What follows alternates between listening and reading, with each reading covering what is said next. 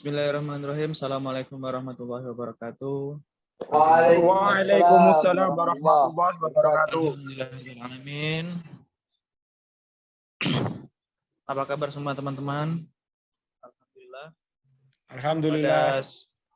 Pada siang hari ini kita masih diberi kesempatan sehat jasmani dan rohani. Sebelumnya perkenalkan kami dari kelompok 7 yang akan memaparkan dari tugas penyusunan buku ajar, di mana kelompok kami di sini menyusun buku ajar kelas 7 SMP Negeri Pendidikan Agama Islam dan Budi Pekerti. Baik, saya di kelompok ini dipercaya untuk menyusun dari bab pertama yaitu bab 1. Sebenarnya perkenalkan, nama saya M. Fahri Irawan, NIM G000180 114. Di bab ini kami sepakat menjadikan buku Pendidikan Agama Islam dan Budi Pekerti sebagai acuan utama atau sebagai referensi, karena di situ kami menyusun buku ajar Pendidikan Agama dan Budi Pekerti kelas 7 SMP Negeri. Untuk bab pertama yaitu kami membahas tentang iman kepada Allah. Bab pertama yaitu lebih dekat pada Allah, yang sangat indah namanya. Di sini kita mengajarkan tentang iman kepada Allah melalui nama-nama Allah yang baik atau Asmaul Husna. Untuk KI-nya seperti yang kami tayangkan. Kemudian ada juga kompetensi dasar yang kami juga mengambil referensinya dari buku-buku yang sudah ada sebelumnya dan dipakai oleh sekolah-sekolah negeri. Kemudian juga ada peta konsep. Dan seperti yang ada di buku ajar SMP, biasanya itu diawali dengan renungan atau cerita singkat yang dapat membangun untuk merangsang pemahaman siswa terhadap materi yang akan didapat atau materi yang akan dipelajari. Kemudian masuk kepada iman kepada Allah. Di sini menjelaskan tentang apa itu keimanan, memberi rangsangan tentang iman kepada Allah terutama. Kemudian terdapat dalil. Untuk dalil-dalil kami tentunya tidak asal mengambil, kami melihat dari referensi yang sudah ada dari buku-buku yang sebelum-sebelumnya. Kemudian setelah memberi rangsangan mengenai iman kepada Allah, kita langsung masuk kepada Al-Asmaul Husna, karena di bab 1 memang mengenalkan siswa mengimani Allah, mendekatkan diri kepada Allah melalui nama-nama Allah yang baik. Yaitu yang pertama mengenalkan apa itu Asmaul Husna. Dan juga kami berikan dalil dari Al-Quran. Kemudian juga, nah di kelas 7 ini, yaitu Asmaul Husna yang dipelajari, yaitu ada 4 yang diberikan. Yang pertama yaitu Al-Alim. Di sini juga menjelaskan apa itu Al-Alim, artinya Al-Alim apa. Kemudian juga diberikan dalilnya, dalil mengenai nama Al-Alim dan juga sifat-sifatnya juga dijelaskan. Setelah terdapat dalil, habis itu Asma Allah yang kedua yaitu Al-Kabir. Sama seperti Al-Alim, diberi penjelasan juga arti Al-Alim, kemudian contoh-contohnya. Tentunya terdapat juga dalilnya yang kami juga mengambilnya dari buku referensi yang sudah ada. Yang ketiga yaitu Asami. Juga kami beri dalil juga untuk menguatkan keyakinan siswa-siswa ketika mempelajari Asami. Yang keempat yaitu Al-Basir. Sama seperti sebelumnya, terdapat arti apa itu Al-Basir, contohnya seperti apa, contoh prakteknya, kemudian tentunya kami kasih dalil juga. Yang selanjutnya yaitu beriman kepada Allah dan hikmahnya. Mungkin di sini termasuk materi penutup di bab 1, yaitu beriman kepada Allah dan hikmahnya. Artinya kita menjelaskan apa sih hikmahnya jika kita mengimani Allah itu kan. Yang kami dapatkan dari buku-buku yang kita cari ada 3, dan juga kami terapkan dalilnya juga. Yang kami ambil dari Al-Quran, yang kami dapatkan referensinya dari buku-buku yang sudah ada. Setiap hikmahnya kami juga berikan dalilnya supaya untuk menguatkan keyakinan siswa-siswa nanti. Entah yaitu terdapat rangkuman-rangkuman seperti halnya buku ajar biasa. Kemudian terdapat latihan. Untuk contoh latihan, saya pribadi memang mencari referensi dari buku yang sudah ada juga.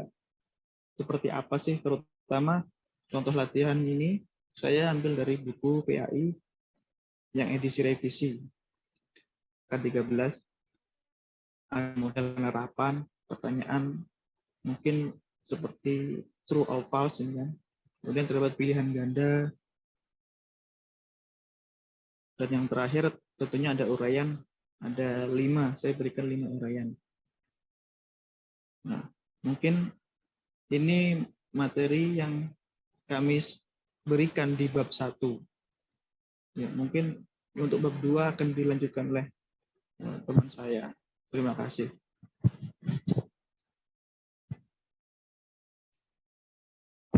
Saya akan melanjutkan bab 2 terkait pada materi pembelajaran pendidikan agama Islam dan budi pekerti, yaitu pada bab 2 ini yaitu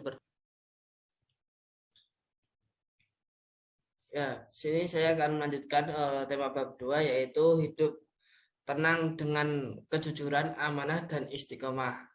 Nah, pada bab ini yang pertama terdapat kompetensi sama pada buku yang lain, kemudian yang kedua adalah kompetensi dasar, dan yang ketiga terdapat tujuan pembelajaran karena agar pembelajaran ini terarah dan tercapai. Kemudian kata kunci dari pembelajaran ini, jadi ada kata-kata kunci yang ada. Kemudian selanjutnya peta konsep untuk mengetahui semua materi yang mau diajarkan, seperti itu. Setelah itu, setelah meta konsep, ada motivasi belajar siswa agar lebih semangat terutama dalam mempelajarinya. Selanjutnya kemudian ada cermati atau yang mengamati agar siswa bisa memberikan pendapat dari hasil gambar yang dilihatkan. Kemudian setelah itu, setelah siswa bisa menyampaikan pendapat dan aspirasinya, kemudian langsung ke materi. Yang pertama, pengertian jujur. Materi tentang jujur pertama adalah pengertian, yang kedua terdapat dalil, itu pasti. Kemudian yang ketiga adalah contoh jujur. Yang keempat, setelah mendapat contoh, kemudian ada hikmah dari perilaku jujur ini. Kemudian ada aktivitas siswa untuk dikerjakan dari mendapatkan materi ini. Selanjutnya yang kedua adalah mari berperilaku amanah. Sama juga, yang pertama adalah pengertian, kemudian nanti dalilnya, kemudian amanah ini ada macam-macam amanah. Kemudian setelah macam ada hikmah dari perilaku itu, dan ada contoh perilaku amanah dalam kehidupan sehari-hari, seperti itu. Dan setelah itu nanti kasih ada tugas agar siswa materi ini dipahami atau tidak, seperti itu. Kemudian selanjutnya yang ketiga yaitu istiqomah. Di samping itu ada gambar kegiatan istiqomah dalam kebaikan. Yang adalah pengertian, yang kedua adalah hikmah dari istiqomah ini, perilaku istiqomah ini, dan yang ketiga adalah perilaku istiqomah ini dalam kehidupan sehari-hari, seperti itu. Kemudian setelah itu yang akhir ada rangkuman dari semua materi dari awal sampai akhir.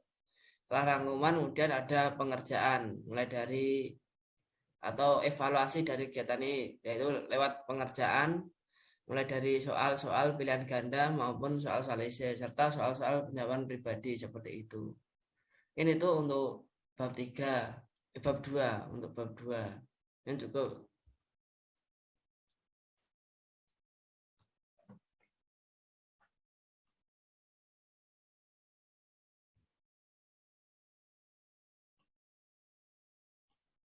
Untuk selanjutnya langsung dilanjut bab 3.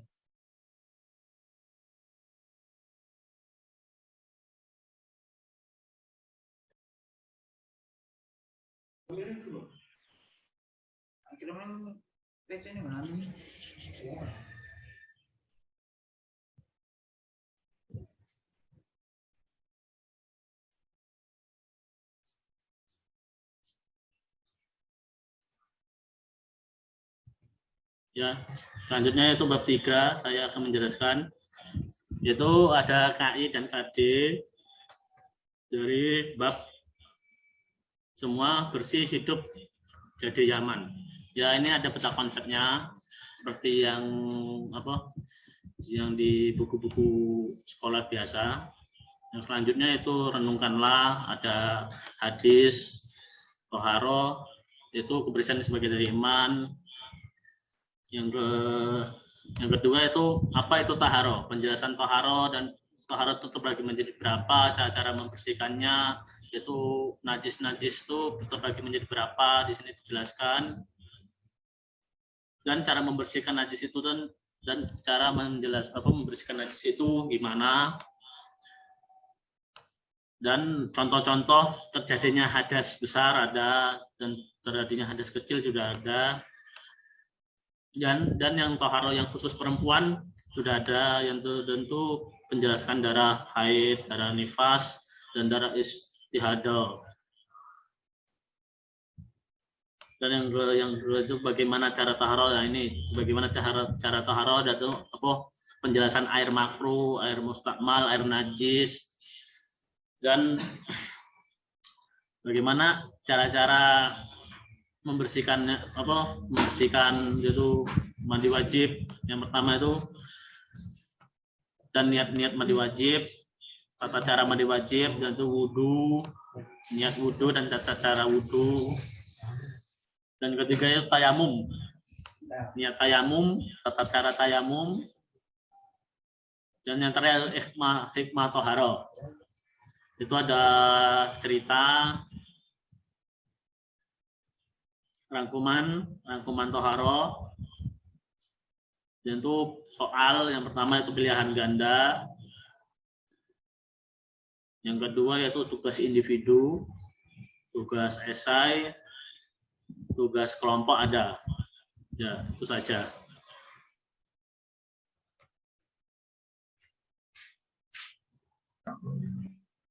Oke. Share ya. Sudah kelihatan? Wes ketok toh?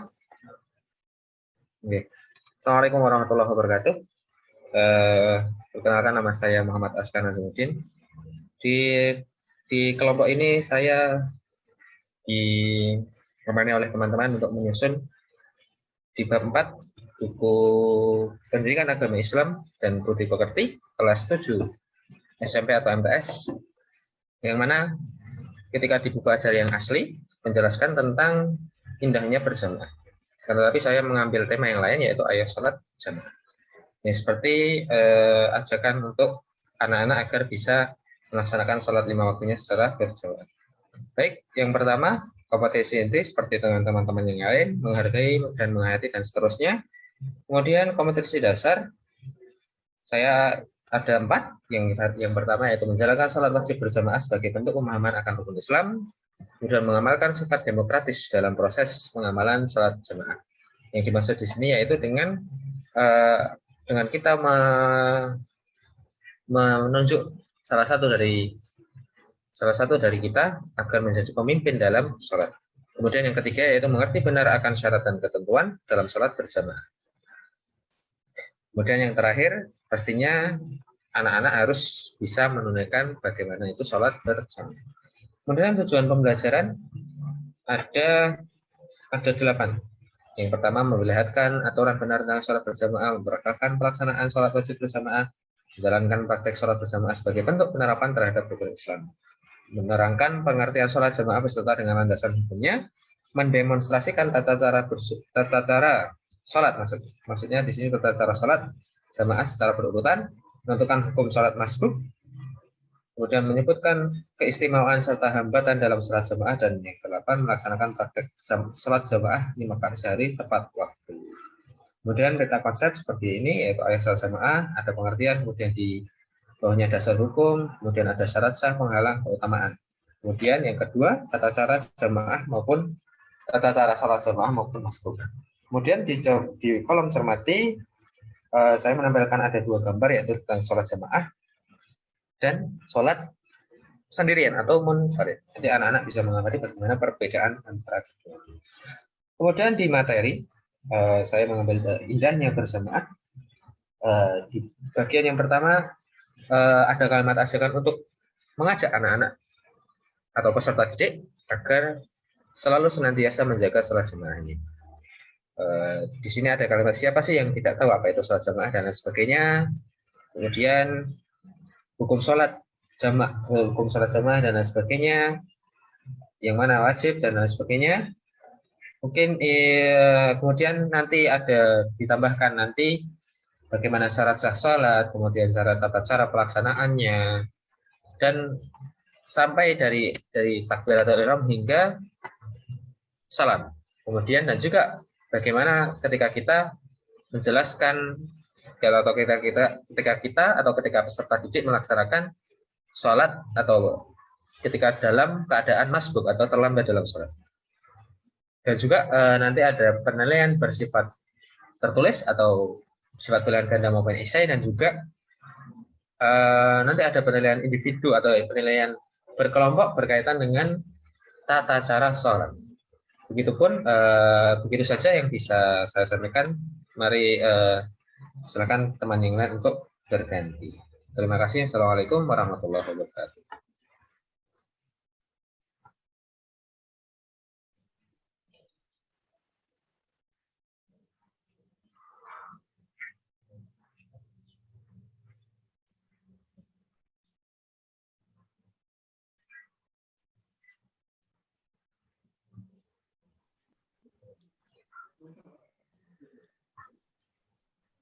Bismillahirrahmanirrahim. Dilanjutkan dengan bab 5 dengan judul Selamat Datang Nabi Muhammad SAW, Kekasihku. Di sini terdapat peta konsep. Yang pertama menerangkan tentang perjuangan dakwah Nabi Muhammad di Mekah, masa kelahiran, kemudian peristiwa pengangkatan beliau sebagai Rasul, serta strategi dakwahnya di Mekah. Kemudian terdapat nilai-nilai perjuangan Nabi Muhammad SAW ketika di Mekah yang bisa kita buat pelajaran. Kemudian di sini dilanjutkan dengan renungkanlah, yaitu dengan Nabi Muhammad, diutusnya Nabi Muhammad di muka bumi sebagai kabar gembira yang telah disampaikan Nabi Isa terlebih dahulu dalam Al-Quran. Kemudian di sini siswa dapat mengamati gambar. Gambar yang pertama yaitu Ka'bah dan kedua adalah makam Rasul. Di sini siswa dapat menjelaskan tentang kedua gambar tersebut. Kemudian pendalaman materi berupa Nabi Muhammad dilahirkan pada hari Senin 12 Rabiul Awal dengan nasabnya beliau ayahnya Abdullah. Kemudian diceritakan tentang ayah beliau yang wafat sebelum beliau lahir, dan kemudian dilanjutkan wafatnya ibunya. Kemudian beliau diasuh oleh Abu Thalib, yaitu pamannya. Diajarkan berdagang juga oleh beliau. Kemudian di usia 25 tahun beliau berniaga sendiri bersama istrinya Sayyidatuna Khadijah radhiyallahu anha. Kemudian nilai-nilai keberhasilan usaha dagang beliau dapat kita teladani. Di sini ada 8 ya. Bisa para siswa bisa contoh juga ketika beliau berniaga. Kemudian dilanjutkan bab tentang Nabi Muhammad SAW diangkat menjadi Rasul. Di sini beliau diangkat pada usia 40 tahun. Ketika beliau menyendiri di Gua Hira, kemudian terdapat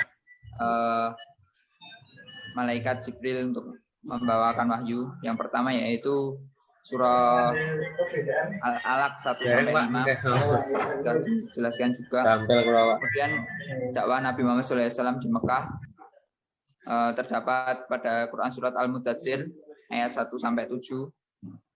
yang menerangkan bahwa beliau disuruh untuk menyebarkan Islam pada keluarganya, kemudian dilanjutkan dakwah secara terang-terangan dalam Quran surat Al-Hijr ayat 94 sampai 95. Kemudian dilanjutkan dengan ketika Nabi Muhammad SAW dan kaum muslimin di boykot ya. Ini ada 6 poin-poin yang bisa kita pelajari. Kemudian terdapat rangkuman yang dapat kita dan dapat siswa simak untuk materi bab 5 ini. Kemudian dilanjutkan uji kompetensi berupa soal-soal pilihan.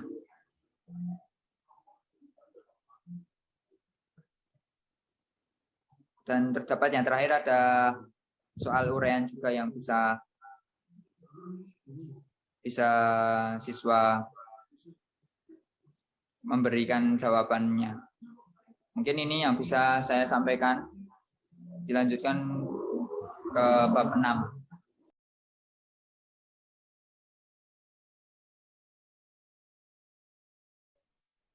Ya.